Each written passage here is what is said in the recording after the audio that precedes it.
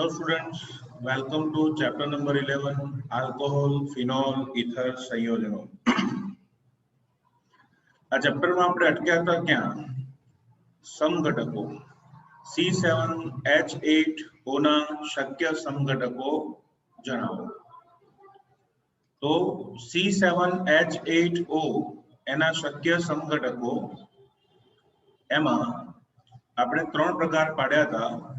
एक छे फिनोलिक समघटको बराबर, पछी आवे अल्कोहोलिक समघटक अने ईथर समघटको. फिनोलिक समघटको मुख्यत्वे त्रण आवे. पहलो प्रकार ऑर्थोक्रेसोल, बीजू एकांतरे होय तो मेटाक्रेसोल अने सामसामे होय तो पेराक्रेसोल. ओके, पण जो आईयूपीएससी नामकरण करवुं होय तो OH वाळा कार्बन ने नंबर 1 आपो, डोशी कार्बन ने नंबर 2 आपो, पड़ोशी बराबर.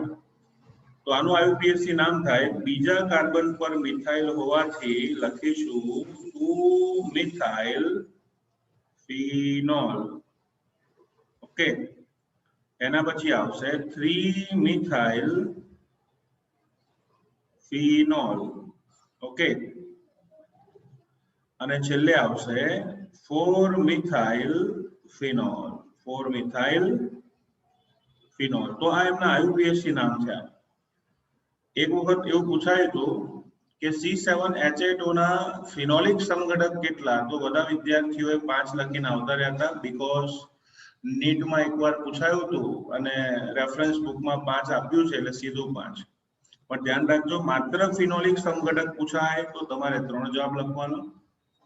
अल्कोहोलिक समघटक एमा बाळको एक्जाम्पल आवशे बेन्जीन उपर CH2OH. बेन्जीन उपर CH2OH एनु नाम छे बेन्जाइल अल्कोहोल. सामान्य नाम छे बेन्जाइल अल्कोहोल. पछी जो आईयूपीएससी नाम लखवुं होय तो आगळ भणी गया एने कहेवाय फिनाइल मिथेनॉल. शुं कहेवाय? Phenyl methanol. ओके, चलो ए ज रीते ईथर पूछ्યું હોય तो ऑक्सीजन અને CH3 તમારે દરેક સૂત્ર જોડ્યા પછી કાર્બન, હાઇડ્રોજન અને ઓક્સિજન ચેક કરી લેવાના. આનું પ્રચલિત નામ છે બાળકો એનિસોલ. એનિસોલ. કાર્બન બેન્ઝીન ના 6 અને 1 7. હાઇડ્રોજન ગણો ને तो ध्यान राखवानुं, बेन्जीन में जे कार्बन पर कोक जोड़ायुं होय त्यां हाइड्रोजन ना होय, बाकी बधी जग्याए होय. એટલે हाइड्रोजन गणवा होय ने तो जो 1 2 3 4 5 અને 3 8 થઈ ગયું. એનું આઈયુપીએસસી નામ થશે બાળકો મિથોક્સી બેન્ઝીન. મિથોક્સી બેન્ઝીન તેનું આઈયુપીએસસી નામ છે. તો તમને એવું પૂછાય કે C7H8O ના શક્ય સમઘટકો જણાવો તો ટોટલ 5 આવે.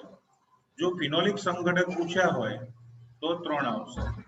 આલ્કોહોલિક સમઘટક પૂછ્યા હોય તો 1 આવશે અને ઈથર સમઘટક પૂછ્યો હોય તો પણ 1 આવશે.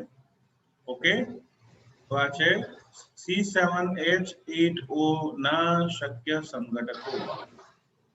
ઓકે,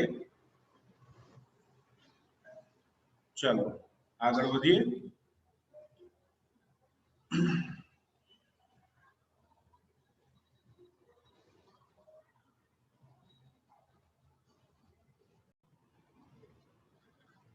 नेक्स्ट क्वेश्चन है आईयूपीएससी नामकरण में प्रश्न एवो पूछाय छे के C6H6O2 ना शक्य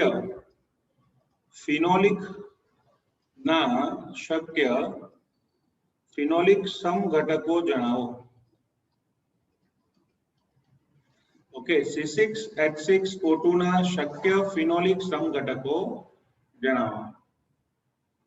तो पहला जोईने ज खबर पड़े कि बेन्जीन रिंग साथे फिनोलिक समूह जोड़ायेला हशे. तो आपणे शुं करीशुं, पहला बेन्जीन ड्रॉ करीए. तो जो बेन्जीन रिंग, अच्छा 2 ऑक्सीजन है એટલે વિચારી લઈએ 2 ફિનોલિક સમૂહ હોય. તો બે OH સમૂહ મૂકીને બંધારણ ચેક કરી જોઈએ તો માલુમ પડે છે કે યસ C6H6O2 બંધારણ સેટ થશે.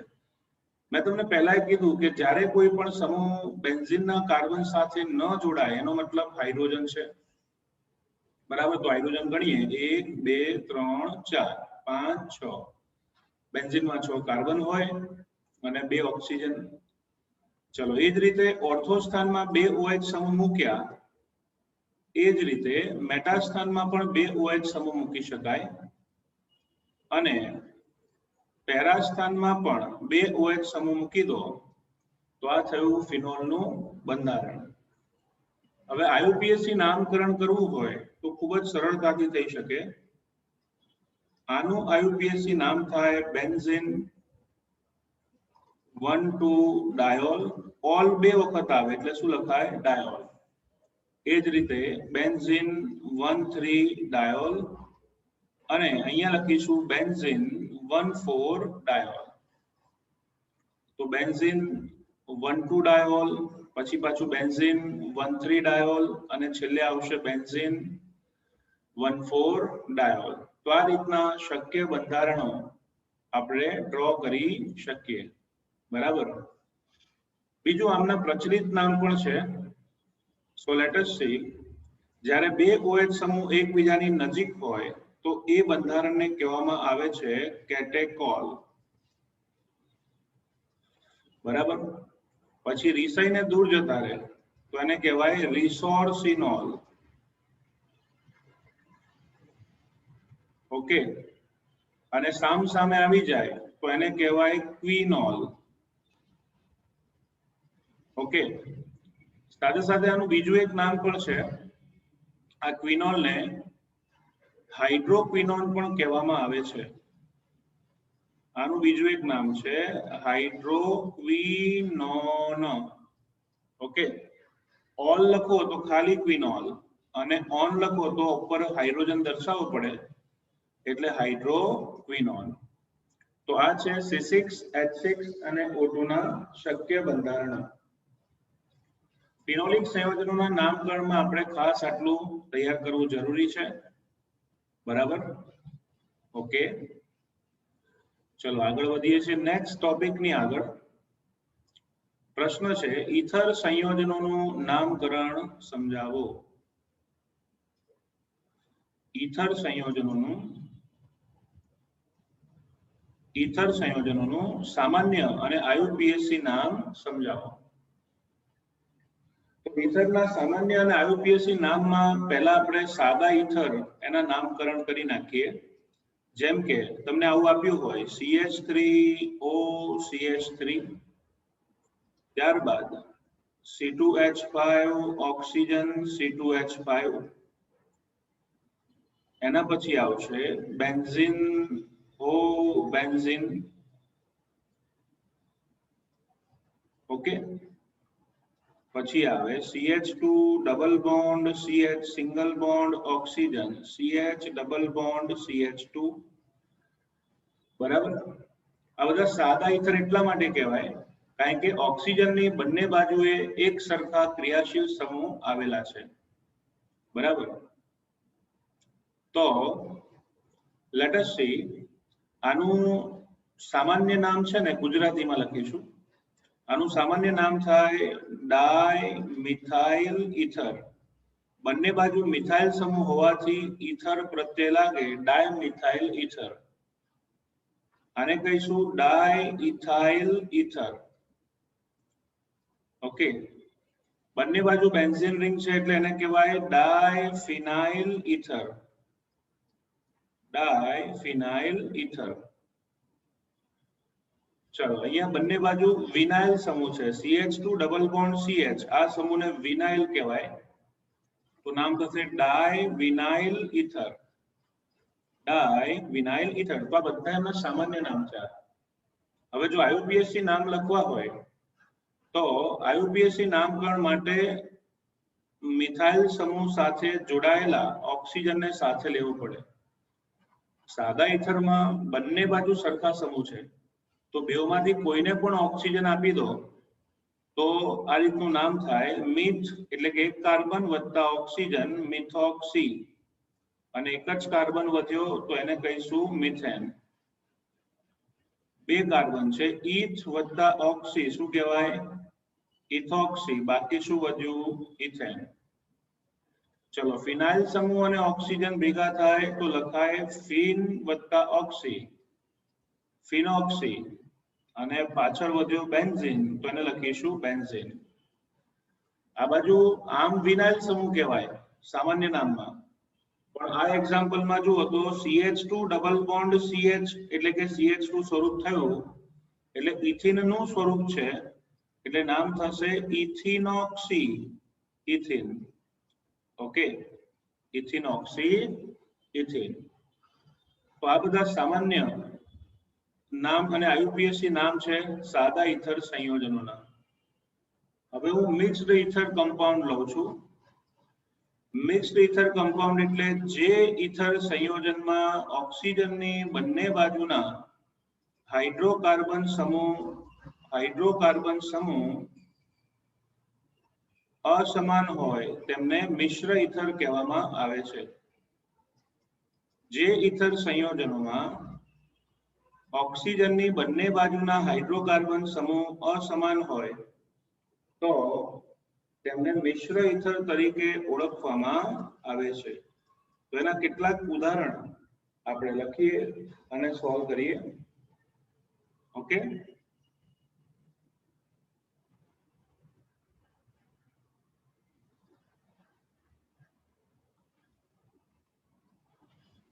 ચલો CH3OC2H5 બરાબર.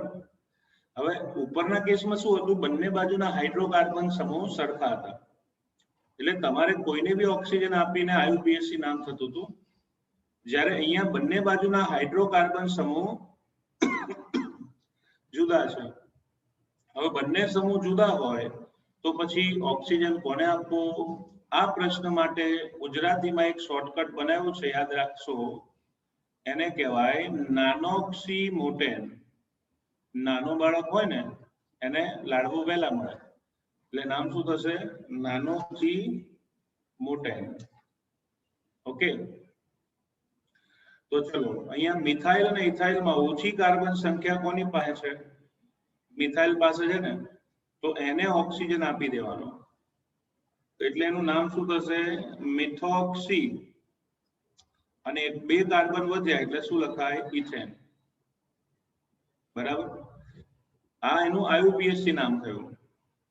ઓકે, ફરીથી શું લખીશું મિથ વત્તા ઓક્સી મિથોક્સી, બે કાર્બન વધ્યા એટલે એને શું કહેવાય ઇથેન.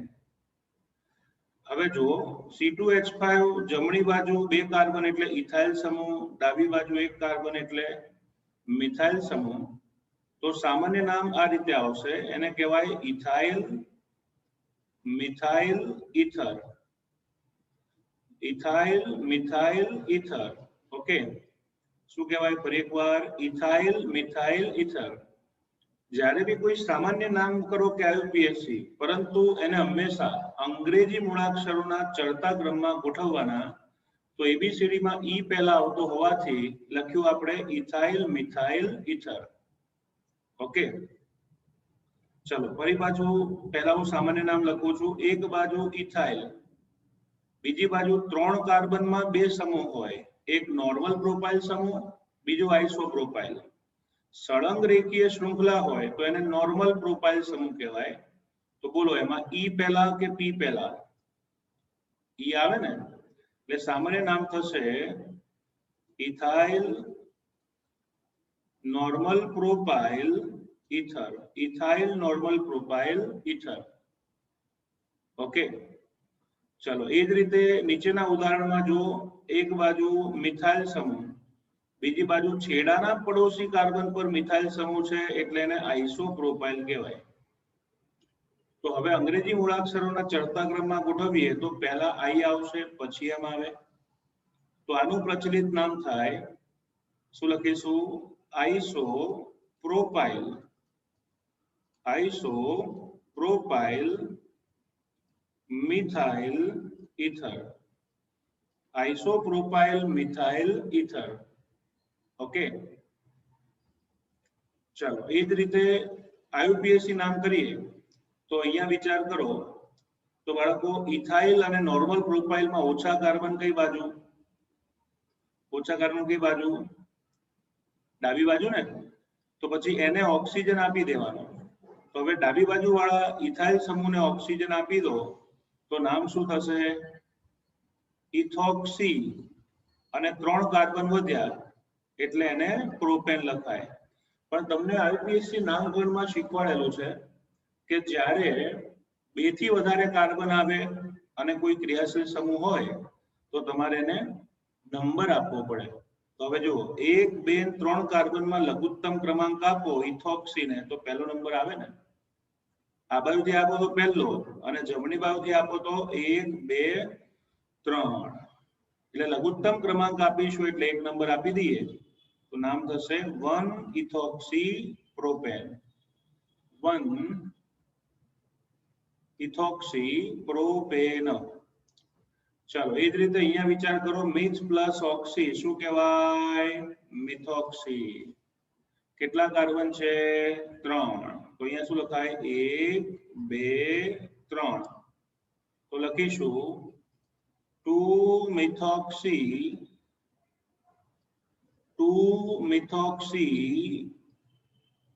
પ્રોપેન. શું લખાય? 2 મિથોક્સી પ્રોપેન. ઓકે, તો આ થયું આયુપીએસસી નામ. ઓકે, ચલો આગળ વધીએ. નેક્સ્ટ સંયોજનોનું આયુપીએસસી નામ જોઈએ. તો આનું કોઈ પ્રચલિત નામ ન હોય. આમ બનાવવું હોય તો બની શકે, એવું કઈ જરૂર નથી. ધારો કે ચલો ઓક્સિજનની એક બાજુ ઇથાઇલ સમૂહ છે, બીજી બાજુ 1, 2, 3, 4 અને 5. પેન્ટાઇલમાં તમે જુઓ 5 કાર્બન એટલે પેન્ટાઇલ સમૂહ કહેવાય. એમાં છેડાના પડોશી ઉપર મિથાઇલ સમૂહ છે એટલે એને લખીશું એને લખીશું આઇસોપેન્ટાઇલ સમૂહ. બરાબર. છેડાના પડોશી પર મિથાઇલ છે એટલે એને આઇસોપેન્ટાઇલ કહેવાય. તો પ્રચલિત નામ થશે આઈ પહેલા કે ઈ પહેલા? ઈ. તો પ્રચલિત નામ થાય ઇથાઇલ આઇસોપેન્ટાઇલ.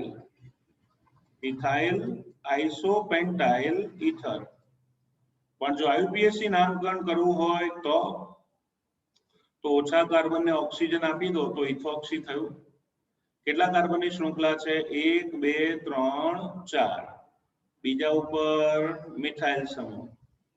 બરાબર. પહેલા ઉપર ઇથોક્સી, ત્રીજા ઉપર મિથાઇલ. તો મિથાઇલ પહેલા કે ઇથોક્સી પહેલા? ઇથોક્સી ને. ઓકે, એટલા માટે શું લખાય? 1 ethoxy 3 methyl. Okay, 1 ethoxy 3 methyl. 4 carbon વધ્યા એટલે એનું નામ શું થશે? બ્યુટેન. તો 1 ઇથોક્સી 3 મિથાઇલ બ્યુટેન તેનું આયુપીએસસી નામ થશે. બરાબર. આવા અઢળક સંયોજનો છે જેમના આયુપીએસસી નામકરણ આપણે ભણવાના છે. પણ પેટર્ન આવડશે એટલે કોઈ બી મેથડ તમને આવડશે. ચલો એ જ રીતે અહીંયા 2 મિથોક્સી સમૂહ લીધા આપણે, 2 ઇથર લીધા. બરાબર.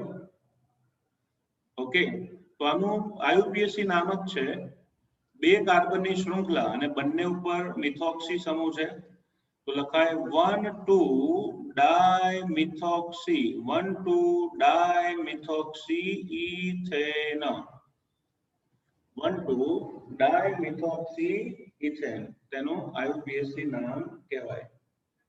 બરાબર. ચલો આગળ વધીએ. ઘણી વખત આ રીતે પૂછાતું હોય છે બેન્ઝીન રિંગ ઉપર OCH3 અથવા બેન્ઝીન રિંગ ઉપર આવશે OC2H5. બરાબર. અથવા એવું પણ કહેવાય સાદી ભાષામાં C6H5OCH3 કો અથવા C6H5OC2H5 કો. મિનિંગ એક જ થવાનું. ઓકે, આ બંધારણમાં બાળકો આયુપીએસસી નામકરણ અને પ્રચલિત નામકરણ બંને જોઈશું. પહેલા જોઈએ આયુપીએસસી નામકરણ. તો ઓછા કાર્બન મિથાઇલમાં છે ને, એટલે એને ઓક્સિજન આપી દો તો આયુપીએસસી નામ થશે મિથોક્સી અને મૂળ નામ બેન્ઝીન. અહીંયા પણ O C2H5 તો એને શું કહેવાય? ઇથોક્સી. બાકી શું વધ્યું? બેન્ઝીન. Ethoxy benzene. તો મિથોક્સી બેન્ઝીન અને ઇથોક્સી બેન્ઝીન. ઓકે, ચલો પછી એના બાદ આવશે બાળકો અહીંયા એનિસોલ. ઓકે, નીચે આવશે ફેનિટોલ. એનિસોલ, ફેનિટોલ. ત્યારબાદ આયુપીએસસી નામકરણ કરવું હોય તો એક બાજુ મિથાઇલ સમૂહ આવે, બીજી બાજુ કોમન નામ. ત્રીજું એક નામ પણ છે મિથાઇલ સમૂહ અને ફિનાઇલ સમૂહમાં પહેલું કોણ? એમ પહેલા કે પી પહેલા? એમ પહેલા ને. તો આનું બીજું એક પ્રચલિત નામ છે મિથાઇલ ફિનાઇલ ઇથર. મિથાઇલ ફિનાઇલ ઇથર. ઓકે, ખ્યાલ આવી ગયો બધાને? સામાન્ય નામ છે ભાઈ. ચલો એ જ રીતે ઈ અને પી, એમાં ઈ પહેલા હોવાથી એનું પ્રચલિત નામ થાય ઇથાઇલ ફિનાઇલ ઇથર. ઇથાઇલ ફિનાઇલ ઇથર આ તેનું પ્રચલિત નામ થશે. ઓકે, ચલો આગળ વધીએ નેક્સ્ટ ટોપિક તરફ. હજુ એક નામકરણ જોઈ લઈએ. તમને એક એક્ઝામ્પલ આપ્યું છે જે ખાસ ધ્યાનમાં લેવા જેવું છે. સાયક્લોહેક્સેન. એ સાયક્લોહેક્સેન એની ઉપર બે મિથાઇલ સમૂહ આપ્યા છે CH3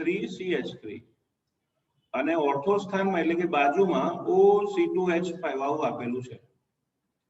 હવે એનું પ્રચલિત નામ તો નથી, પણ આયુપીએસસી નામકરણ કરવું હોય ને તો હું પહેલા નિયમ પ્રમાણે સાચું નામ ભણાવું છું, પછી ટેક્સ્ટબુક નું લમસમ નામ પણ સમજી જઈએ.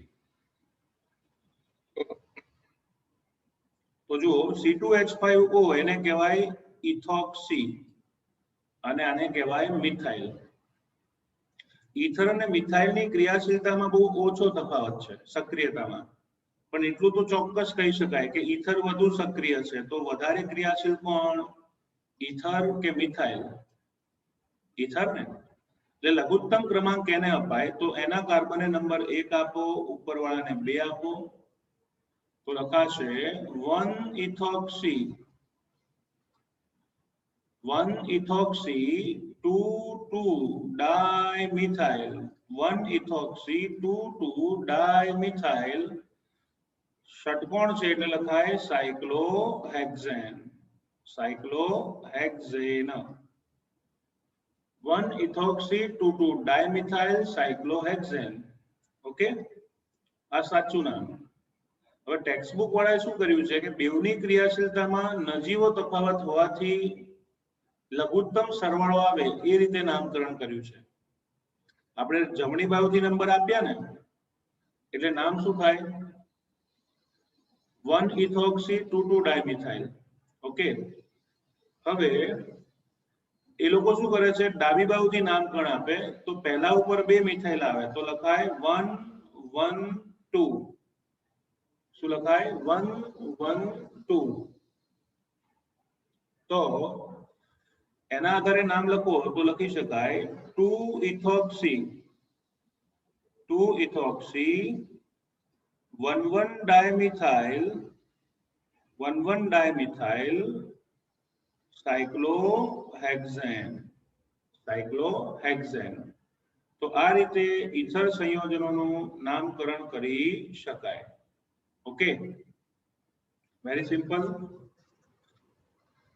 બીજું તમને લખાણ સંબંધી પ્રશ્નોમાં અને ઉદાહરણોમાં અમુક આયુપીએસસી નામ અને નામ પરથી બંધારણ બધું આપ્યું છે. એ તમે પ્રયત્ન કરશો એટલે તમને આવડવાનું છે. મેઇન પેટર્ન તૈયાર કરો તો કોઈ વાંધો નહીં આવે. ચલો ત્યારબાદ આગળ વધીએ છીએ નેક્સ્ટ ક્વેશ્ચન તરફ. પ્રશ્ન છે ક્રિયાશીલ સમૂહોના બંધારણ સમજાવો. ક્રિયાશીલ સમૂહોના બંધારણ સમજાવો. Explain the structure of functional group. તો બાળકો સૌથી પહેલા આપણે આલ્કોહોલ એનું બંધારણ સમજીએ. આલ્કોહોલ ક્રિયાશીલ સમૂહનું બંધારણ. ઓકે, આલ્કોહોલ ક્રિયાશીલ સમૂહનું બંધારણ સમજવા માટે ઉદાહરણ તરીકે લઈએ છીએ methanol, that is CH3OH. Methanol. આ મિથેનોલના સ્ટ્રક્ચરમાં, આ મિથેનોલના બંધારણમાં મધ્યસ્થ પરમાણુ કાર્બન છે. આપણે ઉદાહરણ તરીકે કોઈ પણ લઈ શકીએ, પણ હાલમાં મિથેનોલ લઈ રહ્યા છીએ. મધ્યસ્થ પરમાણુ કાર્બન આવશે, પછી નીચે લખીશું હાઇડ્રોજન, ડાબી બાજુ આવશે હાઇડ્રોજન. આ છે મિથેનનું સ્ટ્રક્ચર. અહીંયા પણ આવશે CH3. ચતુષ્ફલકીય રચના છે એટલા માટે. ત્યારબાદ OH સમૂહ ચતુષ્ફલકીય આકારથી કાર્બન સાથે જોડાયેલો છે. એટલું જ નહીં, આ ઓક્સિજન પાસે બે અબંધકારક ઇલેક્ટ્રોન યુગ્મો હોય છે. ઓકે, ટોટલ બે બંધકારક અને બે અબંધકારક ઇલેક્ટ્રોન યુગ્મો ધરાવે છે. સૌથી પહેલી બાબત એ છે કે આ મિથેનોલના બંધારણમાં કાર્બન અને ઓક્સિજન બંને વચ્ચે સિગ્મા બંધ આવેલો છે. તમે જોઈ શકો, એકલ બંધ હોય તો એને કયો કહેવાય? સિગ્મા. બીજું, કાર્બન અને ઓક્સિજન બંનેનું કયું સંકરણ થાય? sp3. ઓકે, હવે બંધ કોણ કેટલો હોવો જોઈએ? જનરલી કેવું છે કે sp3 સંકરણ હોય તો પછી COH બંધનો બંધ કોણ હોવો જોઈએ? 109.5 ડિગ્રી. બરાબર ને? COH બંધનો બંધ કોણ 109.5 ડિગ્રી હોવો જોઈએ, જેને આપણે એવું પણ કહી શકીએ 109 ડિગ્રી અને 28 કળા બંનેનો અર્થ એક જ થાય. બરાબર? એવું નથી. ક્ષ-કિરણ સ્પેક્ટ્રોસ્કોપીથી માપતા ખબર પડે છે કે આલ્કોહોલમાં COH બંધનો બંધ કોણ એ ઘટીને 108.9 ડિગ્રી જેટલો છે. 108.9 ડિગ્રી. સો 108.9 ડિગ્રી. આવું કેમ? એ 11મા સાયન્સમાં ભણી ગયા, જેને આપણે કહેતા હતા VSEPR સિદ્ધાંત. બરાબર? Valence shell electron pair રિપલ્શન principal. સંયોજકતા કક્ષાના ઇલેક્ટ્રોન યુગ્મના અપાકર્ષણનો સિદ્ધાંત. આમાં ઓક્સિજન ઉપર રહેલા અબંધકારક ઇલેક્ટ્રોન યુગ્મો એમની વચ્ચે અપાકર્ષણ થવાથી બંધ કોણ હોવો જોઈએ 109.5 ડિગ્રી, પણ ઘટીને તે 108.9 ડિગ્રી થાય છે. કારણ કે 11માં ભણી ગયા હતા કે સૌથી વધુ અપાકર્ષણ આવે અબંધ બંધ, લોન પેર, પછી આવે અબંધ બંધ, લોન પેર, બોન્ડિંગ પેર, સૌથી છેલ્લે આવે બોન્ડિંગ પેર. તો અપાકર્ષણના લીધે બંધ કોણ ઘટે છે અને 108.9 ડિગ્રી થશે. ઓકે, સાથે સાથે બીજી એક વાત એ છે કે આ OH બંધની બંધ લંબાઈ એ 96 પિકોમીટર છે, 96 પિકોમીટર. અને CO બંધની બંધ લંબાઈ 142 પિકોમીટર જેટલી છે. OH ની 96, CO ની 142, બંધ કોણ 108.9 ડિગ્રી. આ છે આલ્કોહોલનું એટલે કે મિથેનોલનું ઇલેક્ટ્રોનીય બંધારણ. ઓકે, ચલો આગળ વધીએ. સેકન્ડ ટોપિકની તરફ. પ્રશ્ન પૂછાય કે ફિનોલનું ઇલેક્ટ્રોનીય બંધારણ સમજાવો.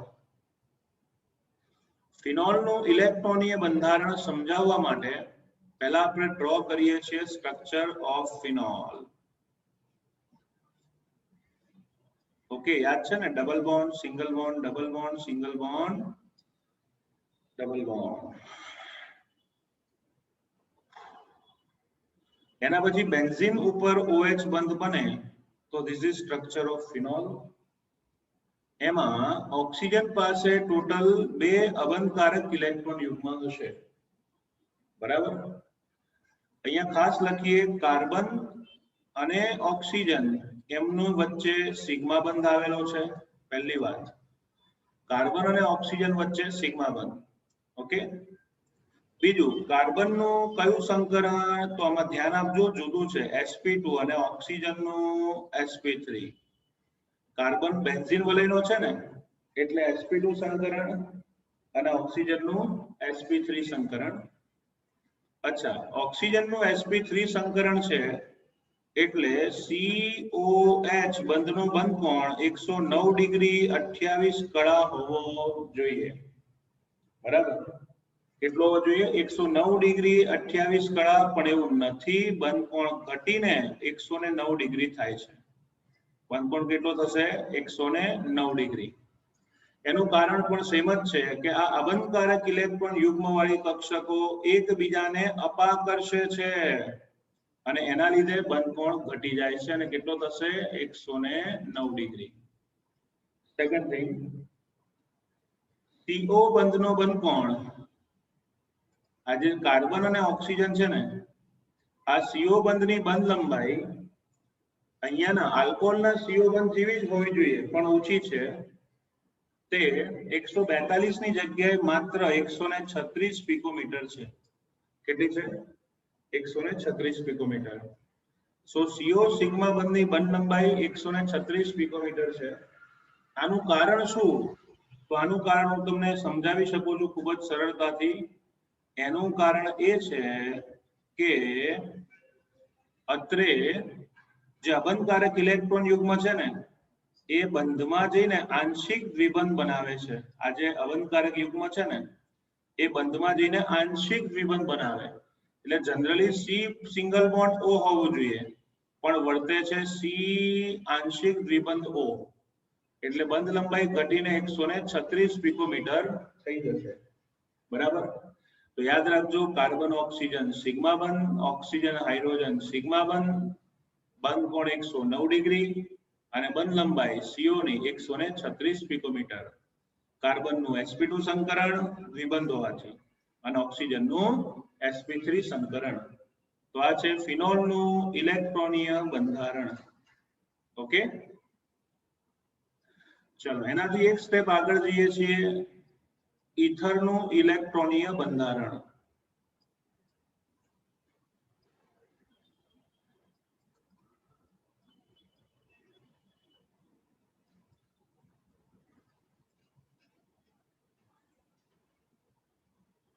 ઈથરનું ઇલેક્ટ્રોનીય બંધારણ સમજવા માટે આપણે ડાયમિથાઇલ ઈથરનો ઉદાહરણ લઈએ છીએ. Dimethyl ether.